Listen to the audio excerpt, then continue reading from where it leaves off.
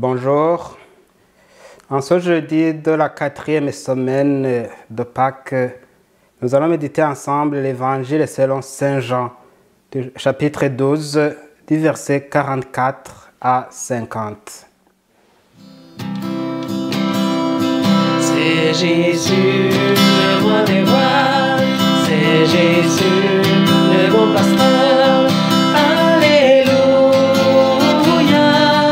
Alléluia, Alléluia, Alléluia, Amen. Le Seigneur soit avec vous. Évangile de Jésus-Christ selon Saint Jean. En ce temps-là, Jésus s'écria, « Celui qui croit à moi, ce n'est pas à moi qu'il croit, mais en celui qui m'a envoyé. Celui qui me voit, voit celui qui m'a envoyé. Moi qui suis la lumière, je suis venu dans le monde pour que celui qui croit à moi ne demeure pas dans les ténèbres. Si quelqu'un entend mes paroles et n'y reste pas fidèle, moi je ne le juge pas, car je ne suis pas venu juger le monde, mais le sauver. Celui qui me rejette et n'accueille pas mes paroles aura, pour le juger, la parole que j'ai prononcée. C'est elle qui le jugera au dernier jour. Car ce n'est pas de ma propre initiative que j'ai parlé. Le Père lui-même qui m'a envoyé m'a donné son commandement sur ce que je dois dire et proclamer. Et je sais que son commandement est vie éternelle. Donc, ce que je le déclare comme le Père me l'a dit. Acclamons la parole de Dieu. C'est Jésus, la source d'amour, c'est Jésus, le roi de la paix. Alléluia, Alléluia, Alléluia, Alléluia, Amen. L'évangile que nous venons d'entendre met en lumière la coopération entre Dieu et les humains pour que le salut que Jésus nous apporte se réalise en ce monde. Durant son ministère en Galilée, Jésus nous a fait connaître tout ce qu'il faut pour être sauvé. Cet extrait de l'Évangile selon Saint Jean le résume en 2 points. Premièrement, Jésus nous révèle le Père. Jésus dit que toutes les personnes qui croient en lui croient au Père qu'il a envoyé. En Jésus-Christ, Fils de Dieu qui a pris notre chair, Dieu le Père est rendu visible.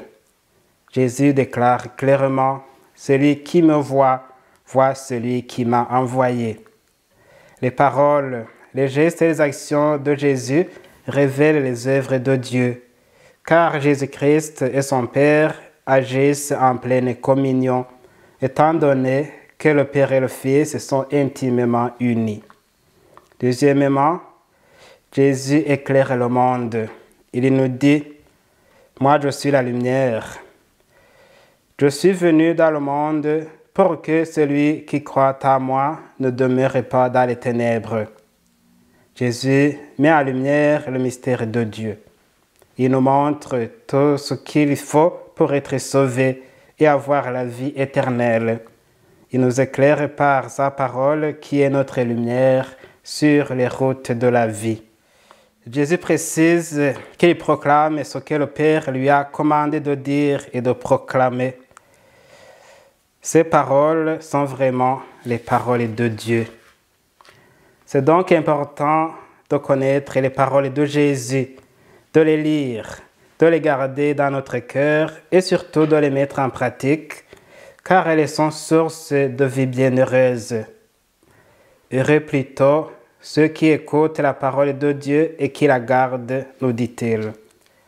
Pour garder notre mémoire vive, Jésus a mis à nous la lumière du Saint-Esprit qui nous dévoile la vérité entière. Le Saint-Esprit qui vient à nous rappelle les paroles de Jésus, ces paroles que nous avons entendues aussi nous inspirent-ils des paroles et des actions conformes à la volonté de Dieu. Enfin, Jésus nous avertit qu'il n'est pas venu pour juger le monde, ni pour l'accuser de ses fautes, ni pour condamner les pécheurs. Il est venu plutôt pour que le monde soit sauvé, libéré de tout mal et de tout péché. C'est pourquoi il a révélé à tous les humains la voie à suivre et tout ce qu'il faut faire pour avoir la vie éternelle. D'où au dernier jour, la parole qu'il a prononcée les jugera. De sorte que toute personne qui entend sa parole et la met en pratique échappe au jugement, tandis que toute personne qui ne la met pas en pratique sera jugée parce qu'elle aura refusé de croire en Jésus et en sa parole. Elle aura refusé délibérément le salut que Jésus nous apporte.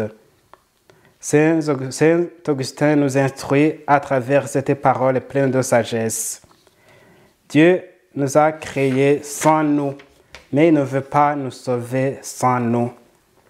Dieu nous sauve conformément à sa volonté, mais il respecte notre liberté et notre responsabilité dans la manière d'accueillir sa parole et de la mettre en pratique. Quoi qu'il en soit, la volonté de Dieu ne change pas. Dans sa bonté, Dieu veut que tous les humains soient sauvés. Le temps pascal que nous vivons nous rappelle que Jésus-Christ, notre Sauveur, est mort pour nous sur la croix, pour nous sauver du mal et du péché. Mais des fois, plusieurs situations et événements nous aveuglent et nous empêchent de voir la lumière du Christ qui vit et qui vient nous sauver. Que son Esprit Saint nous garde dans la fidélité à sa parole.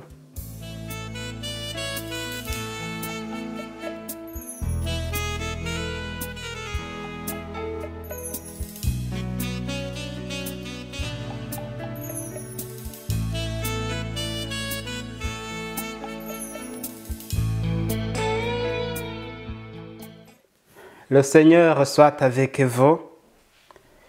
Que Dieu, plein d'amour et de bonté, vous bénisse, le Père, le Fils et le Saint-Esprit. Amen.